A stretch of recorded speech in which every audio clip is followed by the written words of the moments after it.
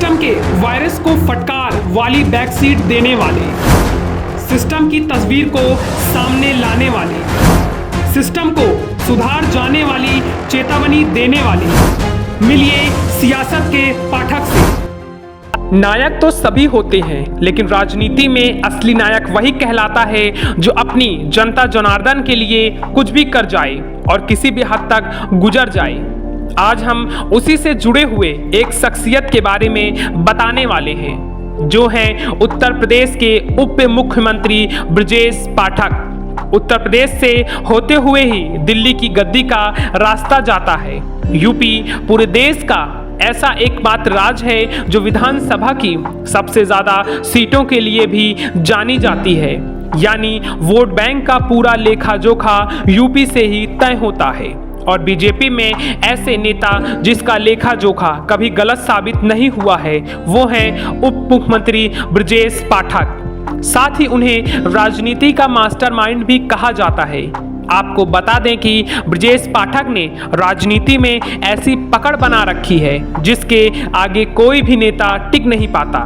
जहां बसपा से अलग हो 2017 में बीजेपी का दामन थाम मायावती का पूरा विधानसभा का समीकरण बिगाड़ा ब्रजेश पाठक ने, जिसके कारण ब्राह्मणों का वोट बैंक सीधे बीजेपी की झोली में आ गया, जिससे बीजेपी ने 2017 में यूपी में लगभग 325 सीटें जीतकर अपना कीर्तिमान स्थापित कर लिया। बीजेपी की इस बड़ी जीत का आधार ब्रजेश पाठक को भी माना जाता है और ऐसा कहा जाता है कि ब्राह्मणों के वोट को बीजेपी में डालने का काम भी ब्रजेश पाठक बखूबी जानते हैं कि कैसे उन्हें वोट बैंक को अपने तरफ आकर्षक करना है।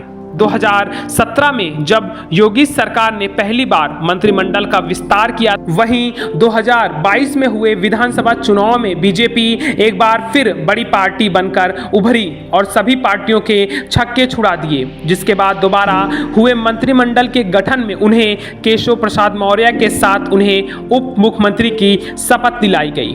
उप मुख्यमंत्री की बड़ी जिम्मेदारी मिलने के बाद ब्रजेश पाठक आए दिन कहीं ना कहीं दौरा कर अपनी जनता की समस्याओं को जल्द से जल्द ठीक करने का आश्वासन भी अधिकारियों को देते रहते हैं। तो कभी अचौक निरीक्षण के लिए जिला अस्पताल भी पहुंच जाते हैं और वहां तमाम व्यवस्था का जायजा भी लेते अक्सर दिखाई देते हैं। अगर अस्पताल में गंदगी या कुछ खराबी दिखाई देती है तो संबंधित अधिकारियों और कर्मचारियों की जमकर फटकार भी लगाते हुए दिखाई देते हैं। तो वहीं अपने विरोधियों पर भी हमलावर रुख रहते हैं ब्रजेश पाठक।